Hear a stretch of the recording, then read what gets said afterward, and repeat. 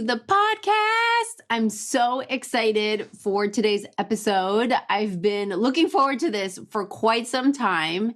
It is Daily Sex with Matilda. Welcome, Matilda. Yay. Hello. It's Finally. so good.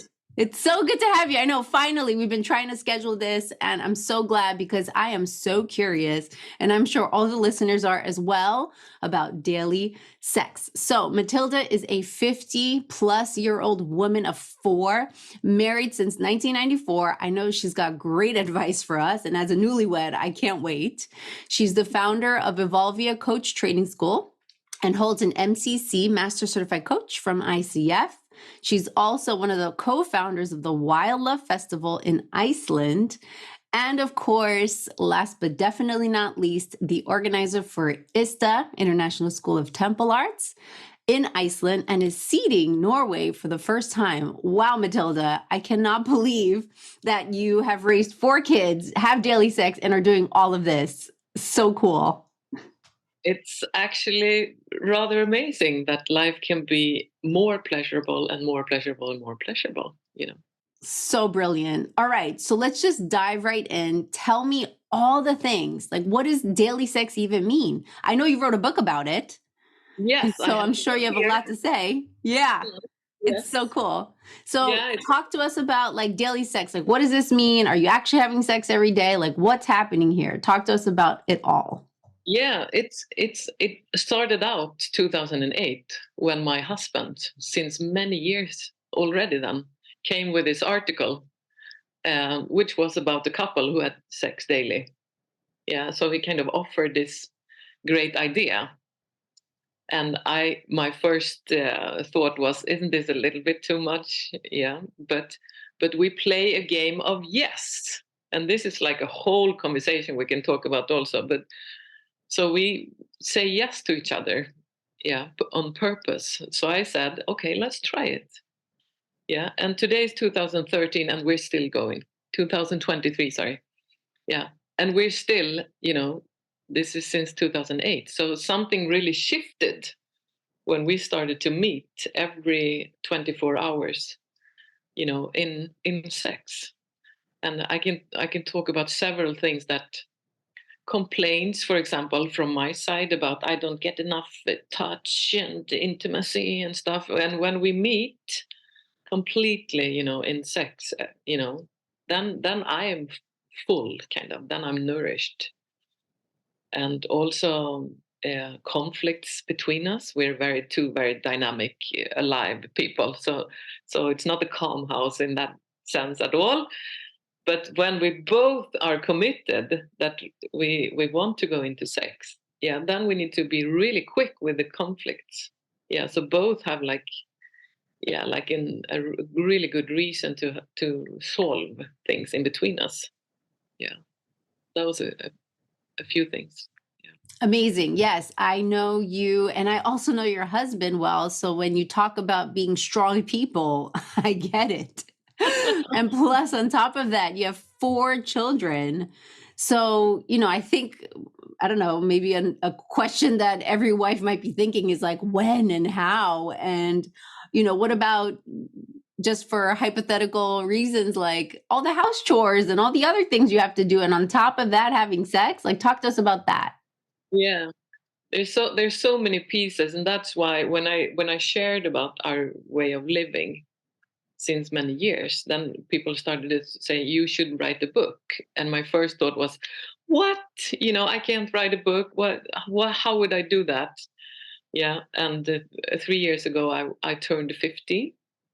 And as a present for myself, like a gift to myself, I put myself the goal to and aimed at and completed to write the book. So it's short chapters of sharings, actually, like as intimate as I can. And our rhythm, it has not always been the same rhythm, but for now we often wake up very early. It's like we sleep in waves. So we wake up 4 or 5 or 6, we go into sex, and we fall asleep again. And that's what I love the most. That's to be able to fall asleep afterwards. I love that. So it's like just like a part of what's happening in our, in our, yeah. So when we go out of the bedroom in the morning, we're like, we have already met, in sex completely. That's how we do it right now. Yeah. Beautiful. It's really beautiful. I really hear the benefits of this. It's meeting each other. And there's this like way of, my interpretation is like syncing the body, like syncing your nervous system, syncing the breath. It's really profound.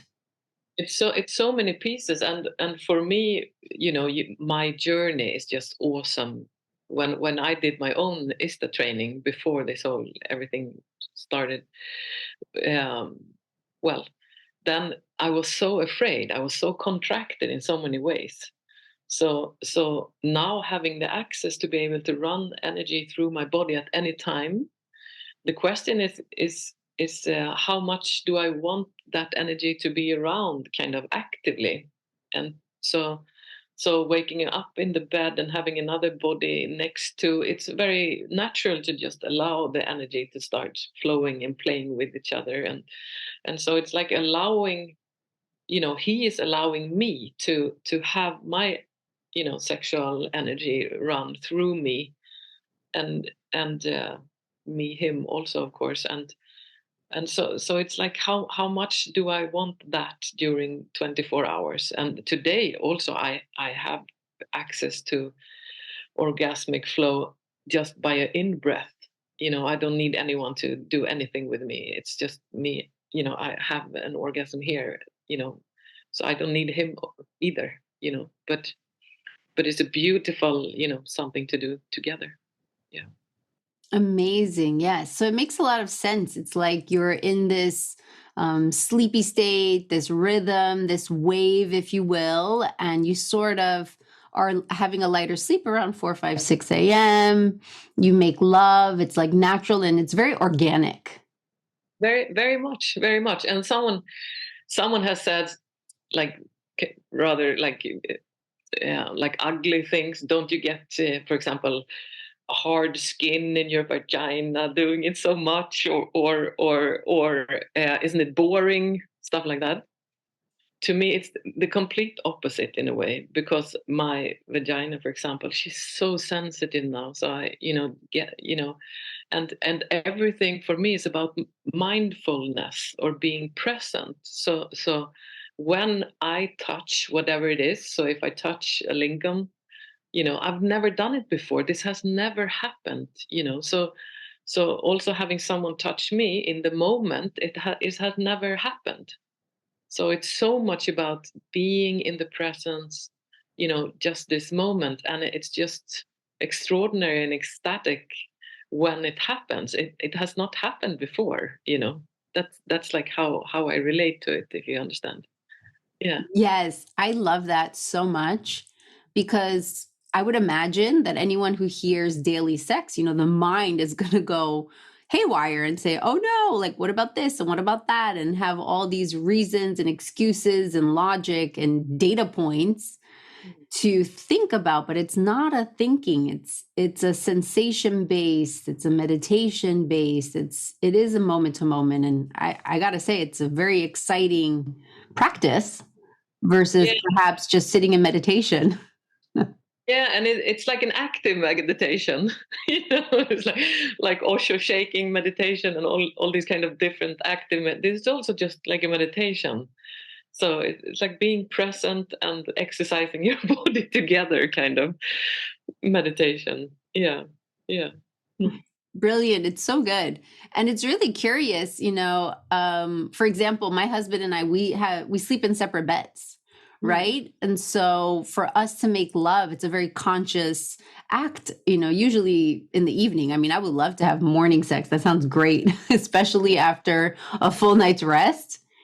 Yes, exactly.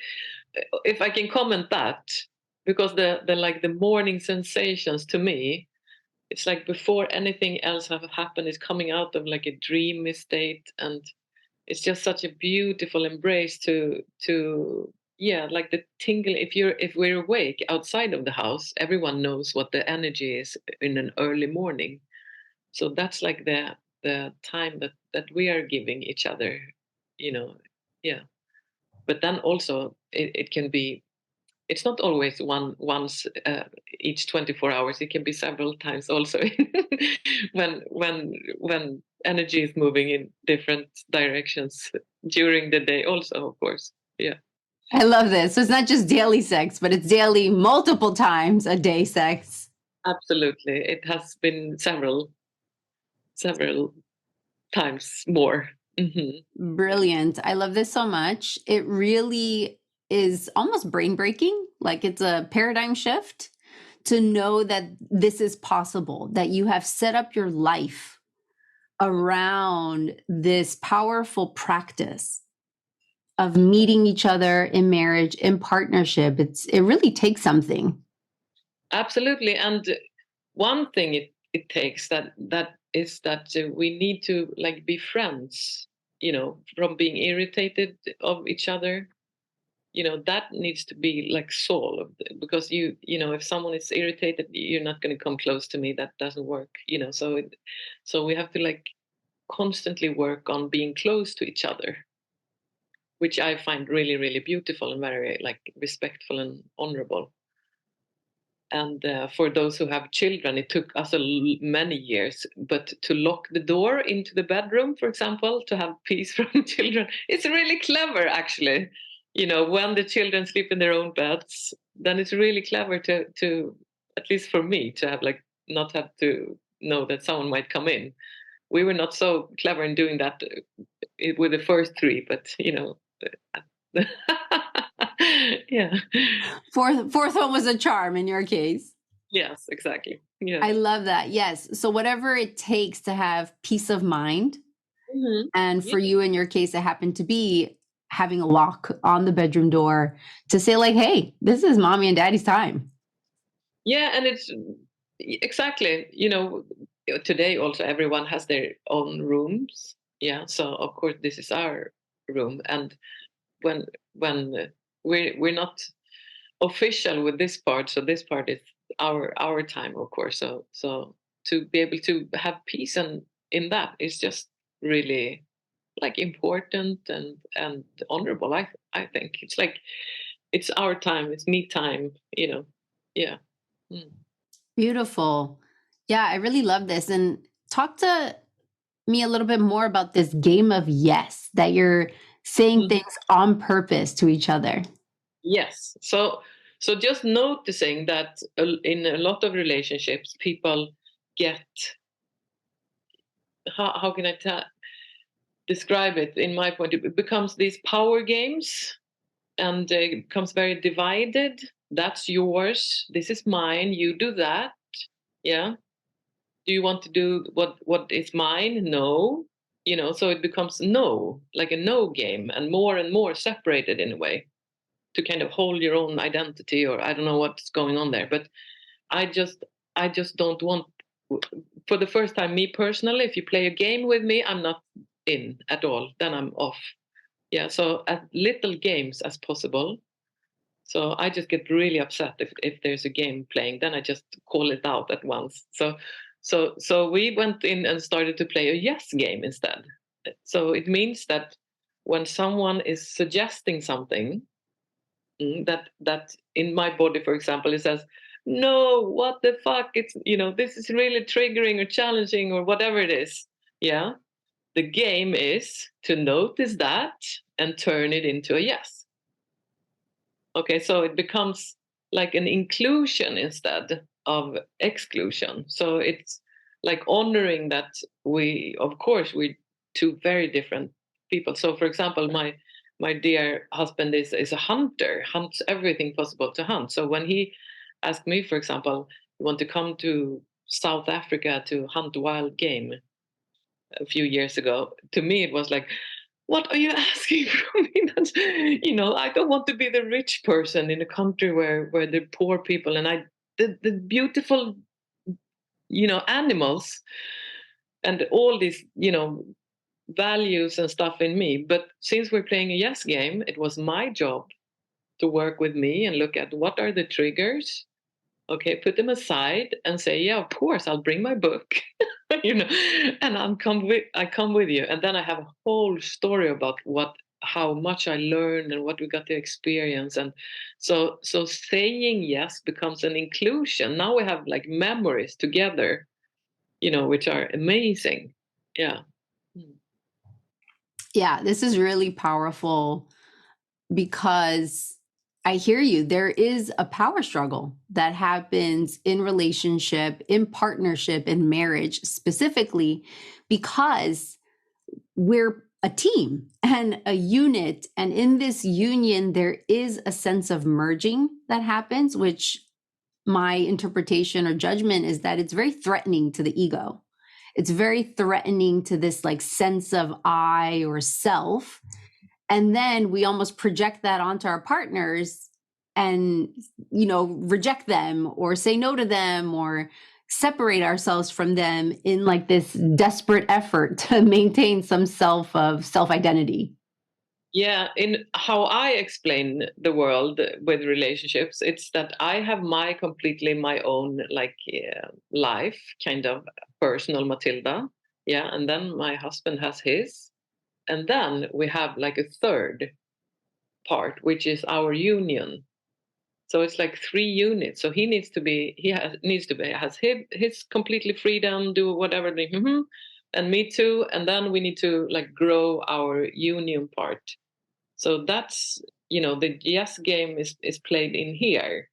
So it's not taking from, having your own individual kind of experience. It's not in that way. It's like in between us, and it can be very small things, yeah. And you may say no also, so don't get that wrong. It's really, yeah. So it's not about that, but it is like a game that aims at like doing things together rather than separate, for example, and spending time, and we're really good at doing these things now. Yeah, It's a skill. It is a skill that I believe we're not born with. mm-hmm. That is a muscle that needs to be trained and worked out and figured out, and to do this thing called collaboration, which I really hear you speaking into with this like third entity of the partnership. I mean, it takes more time and more effort and more energy. Yes, absolutely, absolutely. But it also, I would say, perhaps more transformational than anything, because it's like everyday workshop. It's everyday conflict solution. It's everyday dealing with each other, dealing with myself, with in a relationship. So it's very, if you don't want like trouble, don't have any relationship, kind of. It will bring you all kind of struggle and trouble and stuff. But the whole, the whole game of letting go and hearing the other side and like getting back into love again, that's the art. And whoever is the quickest to get off it, wins, gets points. That's the game. Because we humans, we so much want to have right. No, you did this to me, all this. Yeah, but this is the like the muscle of beautiful relationship is really to want to acknowledge and to let go and to hear another side and to be humble. Yeah. Really, really powerful work.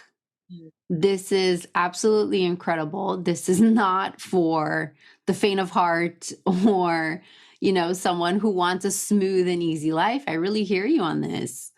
No. And, like the other day, I was crabby. I didn't sleep well. I was just moody and snippy to my husband, and caught myself and realized like, wow, okay, I really needed some sleep. So I got good rest that night. And then the next day I made a lavish breakfast and really put effort in, and I was being extra kind. And my husband's like, wow, you're being really nice to me today. And I'm like, yes, I'm sorry for yesterday.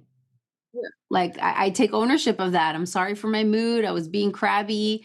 And it's like this, it's almost this concept. What we have as a motto in our relationship is infinite chances.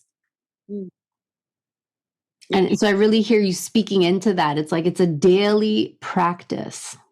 Absolutely, and all the time, and saying I'm sorry, or I noticed that was not nice, or I take my responsibility. That's like the biggest art. That's like the most humble. Who do that first gets the most points. So that's, if I could teach my children, if I could, to like solve conflict and come back to like being feeling love again. That's what we need everywhere, and it starts, like before sex happens. Starts in the house. Absolutely. It's really powerful. And even like, there's this limited view and understanding of what sex even is, right? We think it has to look a certain way, that it's always some kind of intercourse between like a heteronormative couple. And it's not, it's life.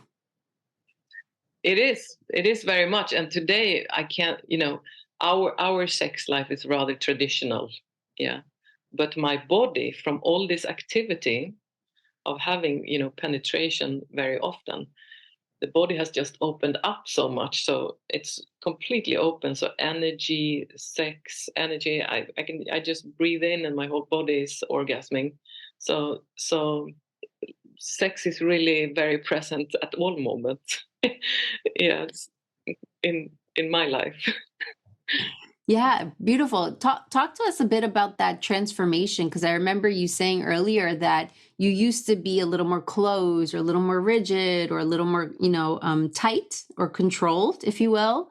And you mentioned, doing your first ISTA training and how the opening of that, but specifically like your journey, what was that like in your transformation? Yeah, just to mention, in the ISTA training, which is this weekly long ritual, whole fantastic experience, there were so much that I was afraid of. I'm a rather, like outgoing person, used to relationships in all kind of ways and training people and so on.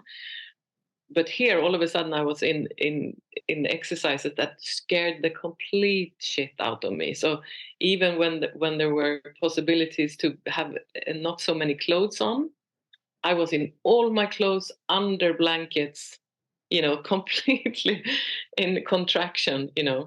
And what I understand after having now been in a many ISTA trainings over the years, yeah, is that all the programming of you're not supposed to do this, you're not supposed to see this, you're not all like shaming of all kind of things was so mixed up to get, together with the longing of having everything beautiful and seeing and doing and everything. So it was complete mix. So letting go and letting go and letting go of my own programming and being present instead of what is it, for example, to feel pleasure with my body and without any other people's ideas of that, but for me, what is pleasure for me? And it's so it my body is so easy, it needs so little to feel pleasure, so it can feel pleasure for just about, you know no touch at all.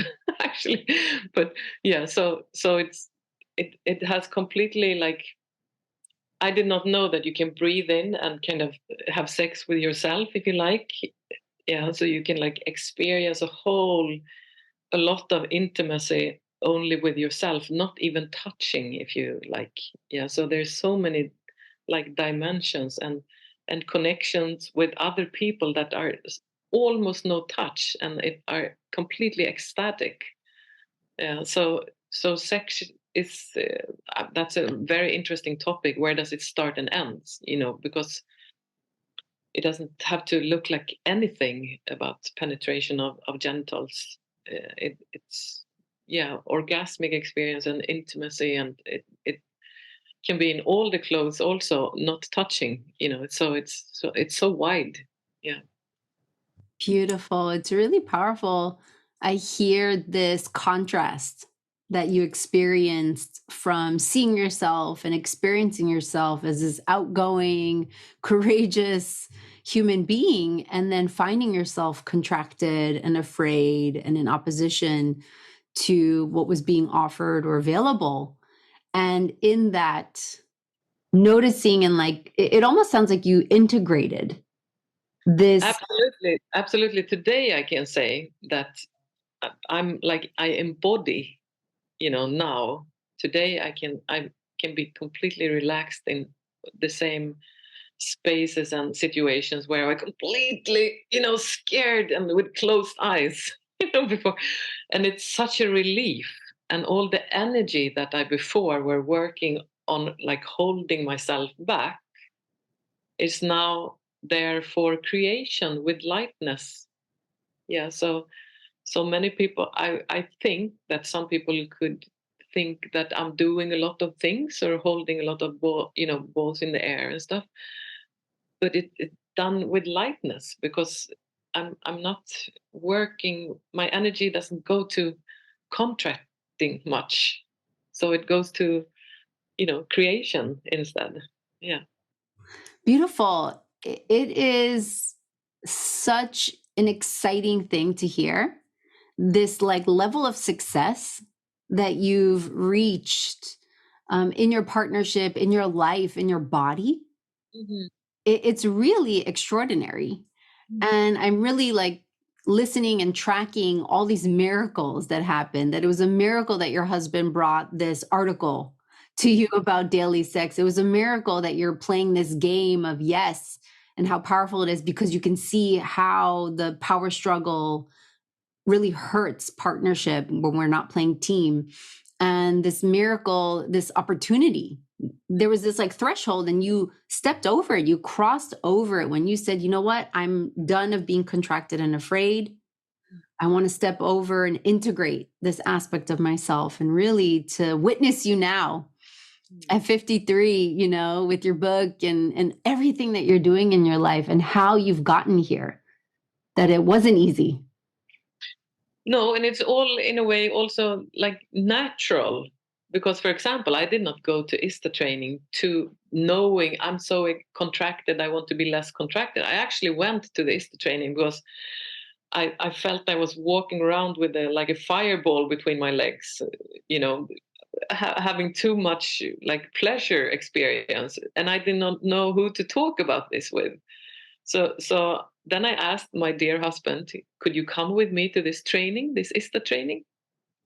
And that was not his. So for him, it was, what are you asking me? So that was his stepping over, coming into what I asked for. So, and there I understood, wow, I had all these, contractions going on, and the scarcity. And I also, at the same time, it's not done in any way. I think this also is a journey. It's like a life. It's a way of looking at life, to like seeking out, if you like, where there are more contractions and where there are endless of scarcity to deal with for many generations. So it's more like a way of looking at life and going towards the like transformation and learning, rather than going into something like contracted and what is called safe, which I think that's an illusion. It's yeah. Mm. Yes, safety is illusory, and it's definitely an inside job. I mean, what feels safe to any one of us doesn't feel safe to the other person, and it's a practice for sure. Yeah, and the fun and kind of double part in this is also, let's say I'm scared of something, and I go into what's called like the comfort, you know. Uh, What happens in the comfort? When water stands still too long, it starts to smell. So being comfortable is not, it's like being resigned in a way. So perhaps, daring to take steps towards the new, saying yes to something which is challenging, is actually creating, something new. And perhaps, I don't know, safety is like, I don't like the word safety. It's like boring. It's not alive, and it's not, it's more about how can I keep myself alive, how do we stay alive? Pulsating. Yes, yes. It's not about being stagnant or being stuck in a specific comfort zone, because really it's just what's familiar. And what's familiar is not always great. No, I'm also, in my point of view, and how we have like pictures on our walls, for example, or decorations in our house, and we just walk through them all the time. We don't see them anymore. Yeah, and I do not want to be that for my husband, for example. Yeah, so I'm going to do everything to keep him alive. So he sees me. I need to be seen. I need to be fresh. I need to be, I need him to be present to me. I want to be present to him. I use the word sometimes to say I want to live in love, not falling in love once and that's it, but to live, in the high frequent, adoring, active, seeing, and that's like a conscious every moment creation, if you like. Yeah. That is so powerful. It's a conscious, like creative moment to moment practice for sure. I love that. I absolutely agree. I've had too many failed relationships and heartbreak, and pain is a really great teacher. It's not a pleasant experience per se, but it definitely woke me up alive. And now I'm at this place where I also think of myself as having a very strong personality. And I don't want my partner to let me or allow me to like steamroll them or bulldoze them. And my husband is definitely no pushover, right? That we really get to meet each other in this alive place. And I so celebrate what makes him happy and what turns him on, even if it scares the shit out of me and it's terrifying or it's something I'm not very excited about, right? Like I probably would have big feelings of picking up and going to South Africa to do hunting of game. Like that would be like, whoa, like it's a big deal, right? With just my love for animals and all of it. And yet it's such a part of life. And it was extraordinary, in so many ways. It was so much nature, and I learned so much about so many things. So it's extraordinary. And what I didn't know also, it's a parenthesis, maybe not in here, but if it wasn't for professional hunters, there wouldn't be any wild game. Because the professional hunters, those are taking care of huge lands and know exactly how many of what, only shooting the oldest in one herd, so there's so many levels to what are perceived as this is the right way or wrong way, or so many things to. Yes, you have somehow magically, like your intelligence and brilliance to be able to see the matrix in a way, right? It's like there's these categories of what we think is right or wrong or black and white and positive, negative. And it's like so much more nuanced, so much more complex. And in the face of this, you said, I choose. This is what I'm going to choose. I choose to be alive. I don't want to just fall in love once. I want to live every day in the aliveness of love. And when we came down to now going into the hunting story again, I brought my book. I thought I was going to sit with my book there. Yeah.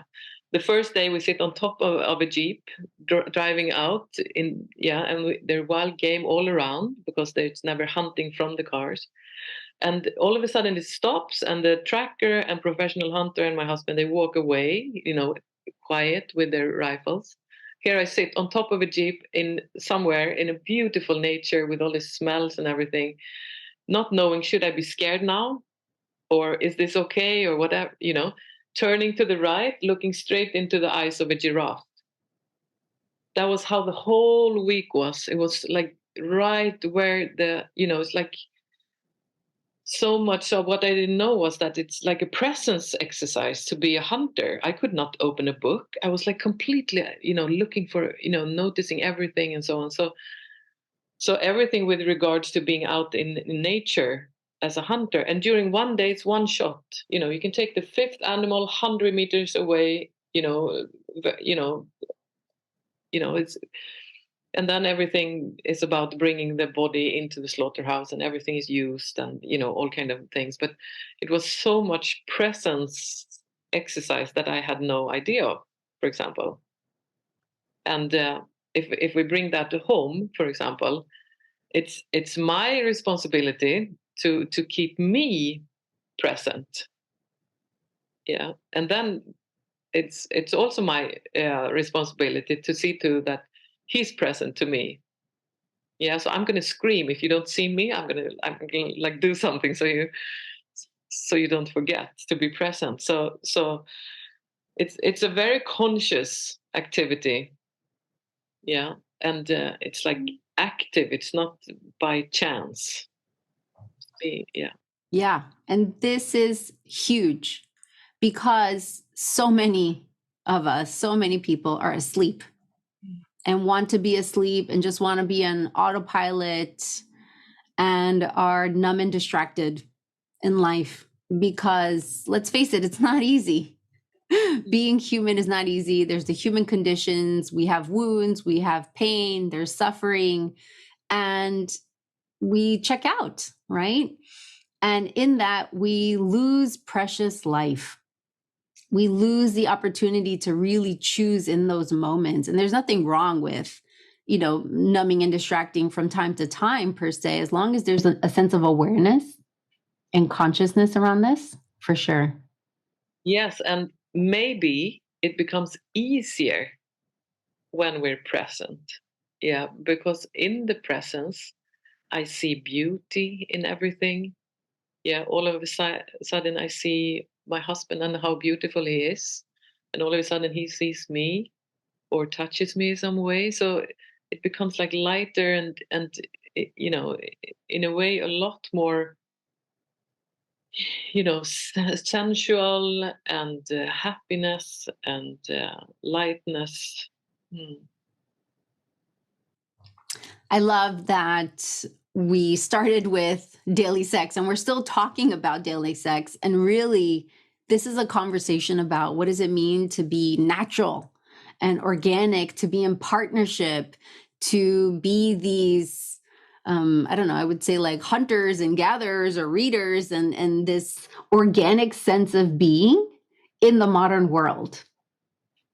Yeah, I can add a piece also that I'm thinking of right now, because it's also been a journey since my body has kind of learned so much. 10 years ago it did not work the same. So what turns me on and what makes me pleasure, it's like changing. And also daring to communicate. Can you give me less now? Can you just hold?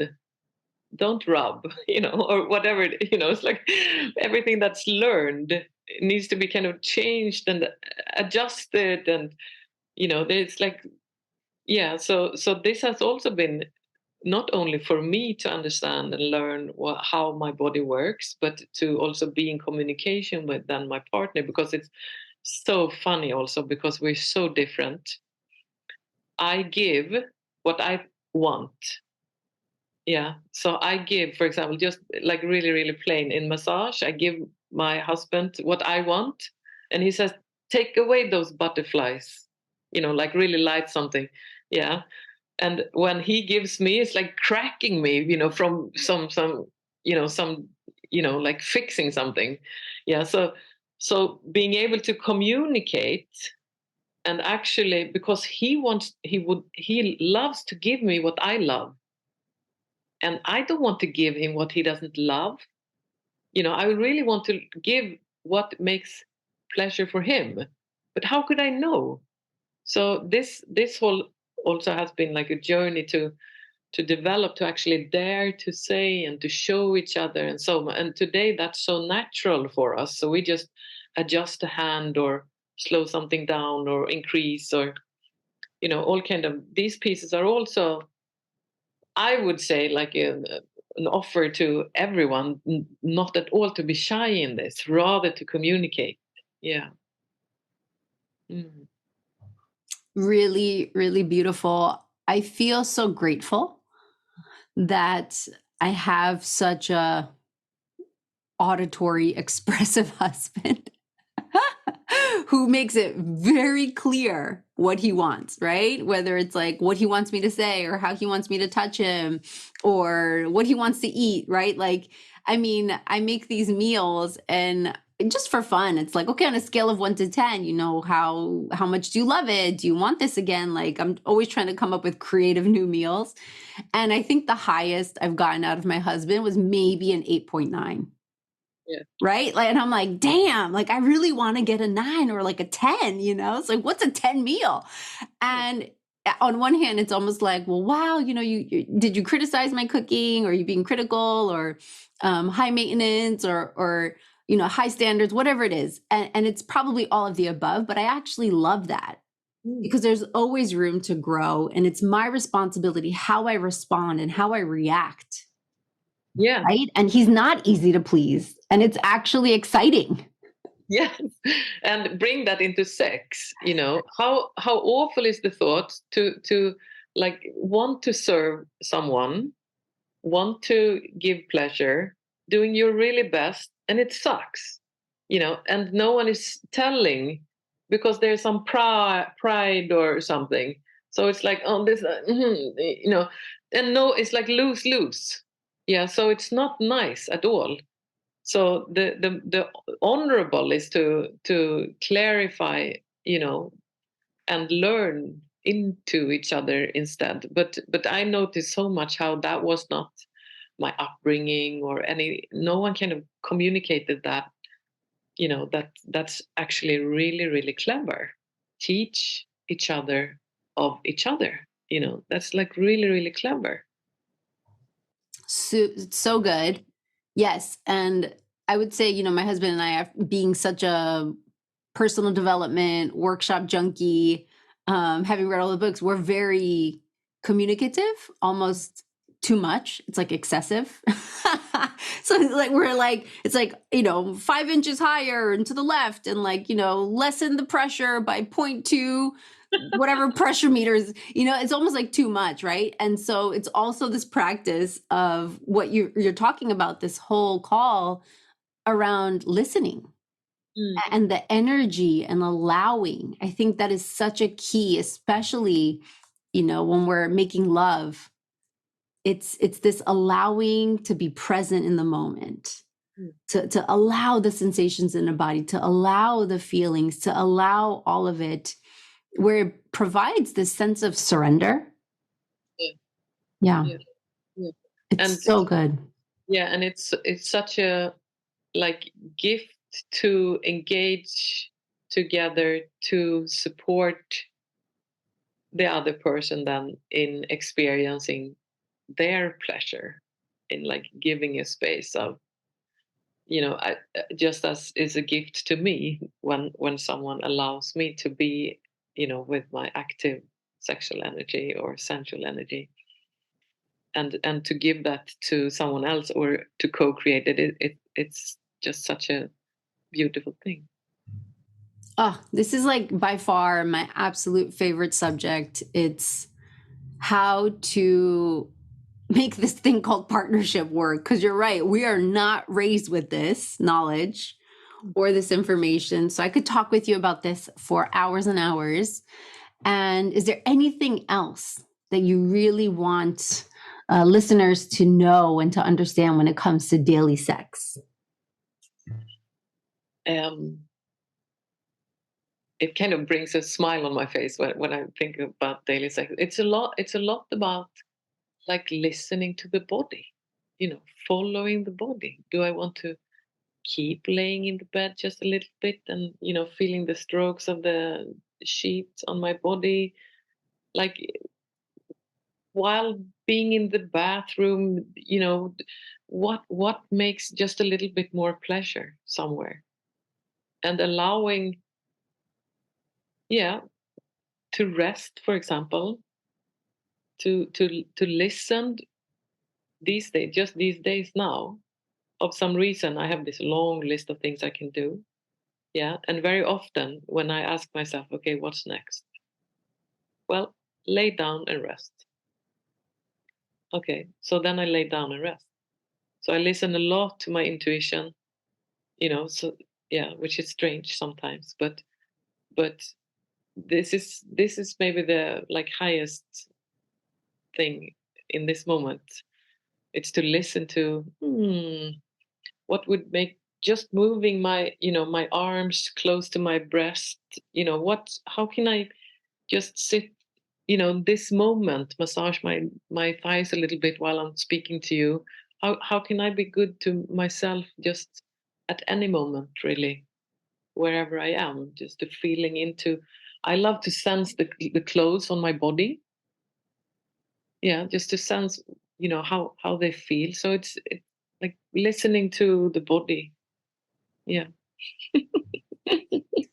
It's so beautiful. It's this really precious space Mm. of noticing the subtleties, noticing the nuances, and being in the subtle realms. It's the subtle, little, sensations and micro movements Mm. that can really make a whole experience extraordinarily pleasurable.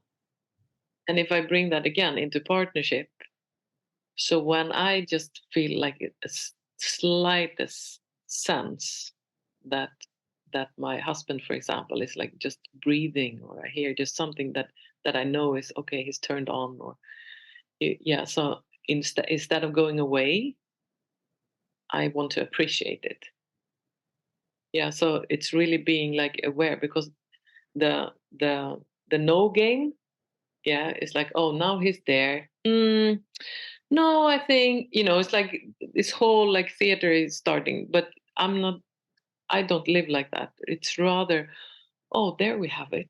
Let's start to dance. So the same with me when I show him that now I'm ready or something. Yeah, if I sense that he's not listening or not paying attention or consciously doing something else when he already picked up signals, no, not a good idea. So it's really about being subtle with each other, like honoring each other. It's no games. Beautiful. Thank you so much for sharing all of that. And to wrap up this call, I'd love to go into some quick fire questions. Are you ready for this? Okay, let's see. Yes. So, in 3 words or less, whatever comes to mind, and just do your best. Mhm. In just a few words, what does freedom mean to you? Conscious beauty appreciation. What did you eat for dinner last night? uh, Peking duck, Beijing duck, of everything. Delicious. If you were a piece of furniture, what would you be? A bed right now. Cozy. What's something you've failed at? Sorting out papers. Yeah. I think we all fail at that. What are you reading right now? um I haven't started reading. I'm reading this Gudsi Osnai. It's in Icelandic, so it's not so easy. Yeah. Give us a translation. Oh, well, it's actually God is next to us, but it's not so much about God, I think. But anyway, Beautiful. Love it. What do you know now that you wish you knew when you first started on your path? that you can have like 1,000 times pleasure. Yeah. Yeah. Pleasurable life experience. I love that. So, last but not least, what has been the single most impactful thing in your spiritual journey?